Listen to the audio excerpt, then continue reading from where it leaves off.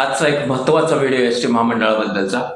दिव्यांगजनासाठी ST महामंडळ हे सगळ्यात मोठं महत्वाचं प्रवासाचं साधन असताना एसटी महामंडळाने विविध परिपत्रके काढलेलं असताना 23 असू द्या, 24 असू द्या, 2025 अति तातडीचं महत्वाचं पत्र असू द्या, या सगळ्या गोष्टीमध्ये नमूद केलेलं आहे की दिव्यांगजनासाठीच्या राखीव जागा आणि त्या राखीव जागा फक्त दिव्यांगजनासाठीच्याच आहेत. त्या ठिकाणी सदृढ माणूस बसणार नाही. आणि सगळ्यात महत्वाचं 2025 अति तातडीचं पत्र म्हणजे मुंडे साहेबांच्या धमक्यानंतरचं पत्र. त्याच्यामध्ये स्पष्ट लिहिले की दिव्यांगजन ज्या ठिकाणाहून एसटी मध्ये बसणार आहे त्या ठिकाणाहून ज्या ठिकाणापर्यंत तो प्रवास करणार आहे त्या प्रवासादरम्यान त्याच्यासाठी राखीव ठेवलेल्या जागा या दिव्यांगजनासाठीच राहतील. त्या ठिकाणी दुसरा कोणीही बसू शकणार नाही.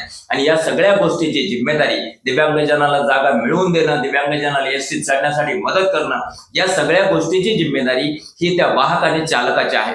आम्ही बोललो की तुम्हाला लागतं खूप, तुम्हाला फार त्रास होतो, तुम्ही कॉमेंट्स मध्ये लिहिता. अहो, जर हे सगळं कॉमेंट्स मध्ये लिहित आहे तर त्या दिव्यांगजनाला मदत करणं हा तुमचा महत्वाचा कर्तव्य आहे आणि तो दिव्यांगजनाचा अधिकार आहे. मग त्या ठिकाणी काय झोप घेता का तुम्ही? बरं, त्या 2025च्या अति तातडीच्या पत्रामध्ये लिहिले कंडक्टर तर दोषी असतील, ड्रायव्हर तर दोषी असतील, पण तो आगार व्यवस्थापक, आगार प्रमुख यांच्यावर पण कारवाई केली जाईल. काय कारवाई केली? आतापर्यंत कोणत्या कोणत्या कारवाई केल्या? किती दिव्यांगजनांनी तुमच्याकडे तक्रार केल्या? कुठल्या तक्रारीची तुम्ही दखल घेतली? हो, याचं उत्तर फक्त नाहीच असेल. एक दिव्यांग भगवंता विठ्ठल नितनमारे या दिव्यांग बांधवांनी मात्र या सगळ्या गोष्टीचा पाठलाग केलाय. यांना त्रास होतो 2024 पासून. यांनी ज्या वेळेस एसटीतून प्रवास केला त्या वेळेस यांना दिव्यांगजनाच्या राखीव जागा मिळालेल्या नाहीत. यांनी त्या सगळ्या गोष्टीमध्ये 2 तक्रारी केल्या पण त्याचं कुठलंही उत्तर मिळालं नाही. नंतर त्यांनी विभाग नियंत्रक मुंबई यांच्या विरोधामध्ये राज्य मानवी हक्क आयोग यांच्याकडे लेखी तक्रार केली आणि त्या लेखी तक्रारीनंतर मात्र 2024च्या पासूनचा त्रास 7/4/2025 ला या दिव्यांग बांधवाला ड्रायव्हर आणि कंडक्टर यांना समजून सांगितल्याचे गोलमाल उत्तर देणारे पत्र मिळाले. परत या दिव्यांग बांधवाला 22/10/2025 रोजी तोच त्रास म्हणजे हक्काची दिव्यांगजनाची जागा न मिळणं.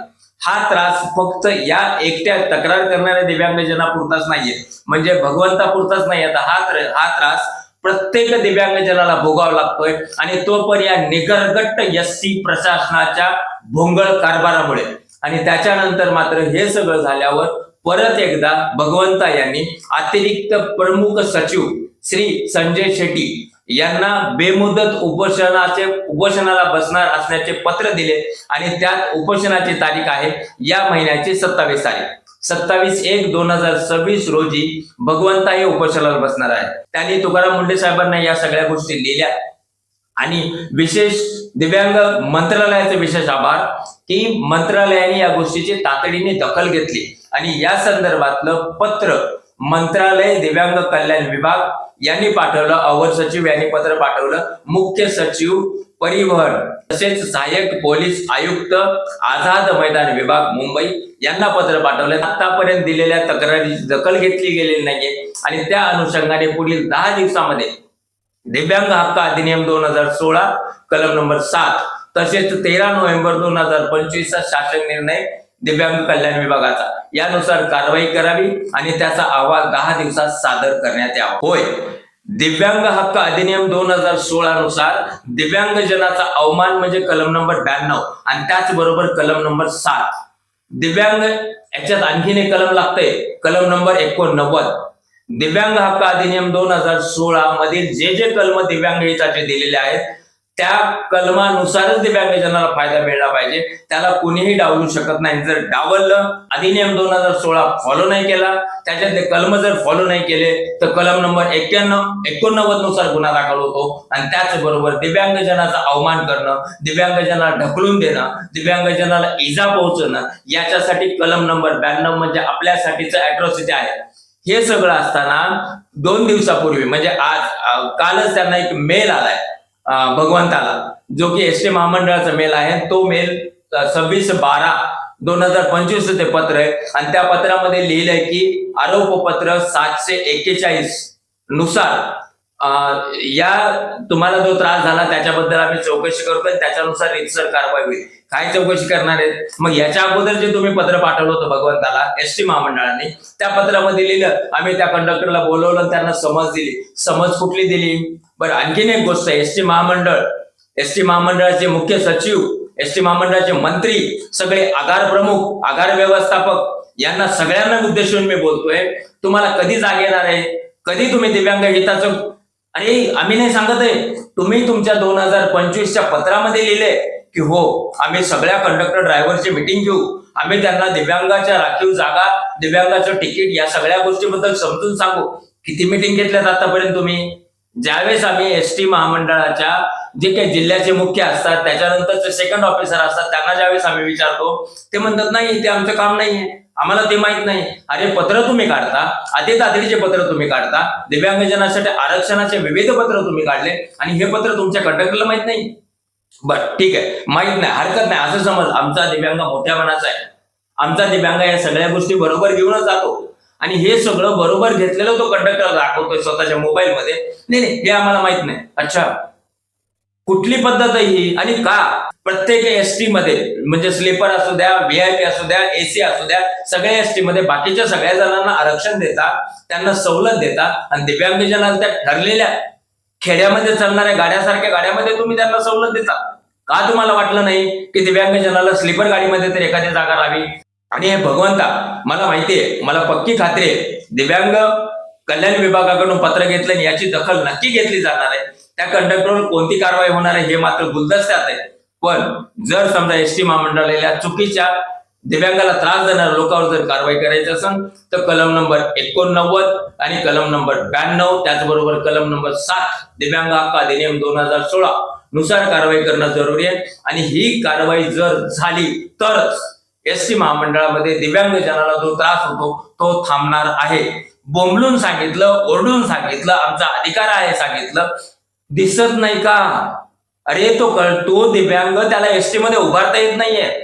त्या दिव्यांगजनाची व्यथा 5-5, 6-6 घंटे तो उभारून प्रवास करणार आहे, त्याच्या व्यथा कमीत कमी माणूस म्हणून दिसत नाहीयेत का? माणुसकी त्या बाजूला सोडून, तुमच्यात माणुसकी नाहीये, पण तो माझा अधिकार आहे, तुमच्या विविध परिपत्रकात हे सगळं नमूद केलेलं आहे आणि तुम्ही काही करत नाही. बरं, याच्या व्यतिरिक्त असे तुम्ही जर टिवे लावताय, त्या दिव्यांग प्रवाशाला जर तुम्ही त्रास देताय, बोगस दिव्यांग जे बिंदास फिरतात, किती दिव्यांगाच्यावर तुम्ही कारवाई केली? काहीच करत नाही तुम्ही. त्याचं ते खोटं एवढ्या कार्ड खिशात घालून ठेवताय आणि त्याला फुल तिकीट देताय. ही कारवाई झाली? बोगस दिव्यांगावर कलम नंबर 91 दिव्यांग हक्क अधिनियम 2016 नुसार धडाधड गुन्हे का नाही दाखल करत? कसे करणार तुम्ही?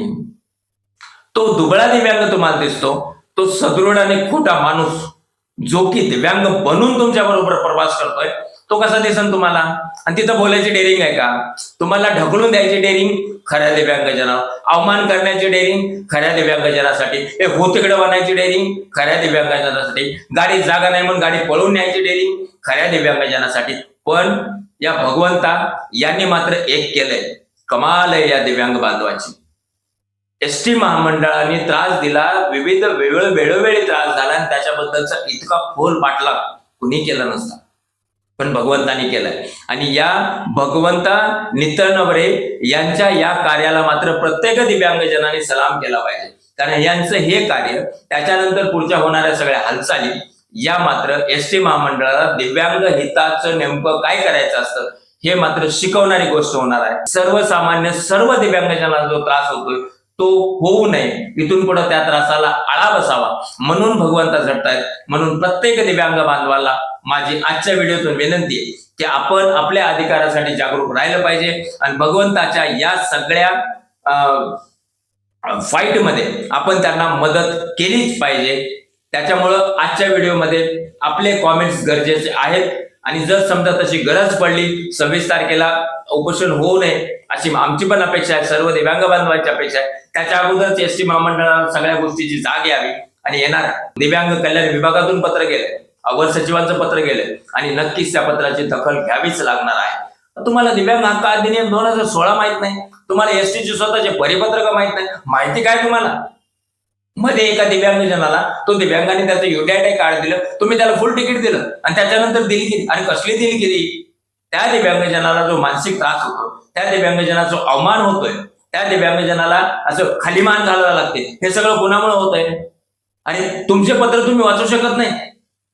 हे सगळं नियमात व्हायलाच पाहिजे. आणि या सगळ्या गोष्टीसाठीच एक दिव्यांग बांधव भगवंता हे झटतायत आणि त्यांना मात्र आपण प्रत्येक दिव्यांगजनांनी कायदेशीर मदत केलीच पाहिजे.